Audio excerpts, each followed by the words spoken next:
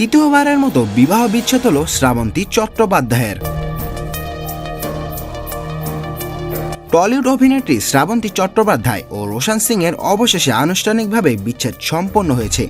গত ৮ এপ্রিল আদালত তাদের বিবাহ বিচ্ছেদের আইনি সিলমোহর দেয়। অনেক আগে থেকেই আলাদা থাকে শ্রাবন্তী ও রোশন। তাদের এই বিচ্ছেদ নিয়ে এতদিন মামলা চলছিল। অবশেষে আইনিভাবে বিচ্ছেদ হলেন রোশন সিং ও শ্রাবন্তী চট্টোপাধ্যায়। এটি অভিনেত্রীর তৃতীয় বিয়ে। এ নিয়ে শ্রাবন্তী এখনও মুখ না খুললেও বিবাহ বিচ্ছেদের তথ্য নিশ্চিত করেছেন তার সাবেক স্বামী রোশন সিং। গণমাধ্যমে তিনি বলেন, সবকিছু খুব শান্তিপূর্ণভাবেই মিটে গেছে। ৮ এপ্রিল থেকে প্রেম বিয়ের আগে যেমন অপরিচিত ছিলেন, সেরকমই আবার পরস্পর অপরিচিত হয়ে গেছেন।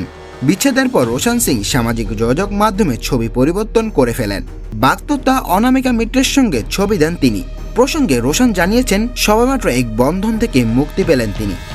আপাতত নিজেকে গুছিয়ে নেবেন, হয়তো চলতি বছরেই অনামিকার সঙ্গে নতুন জীবন শুরু করবেন।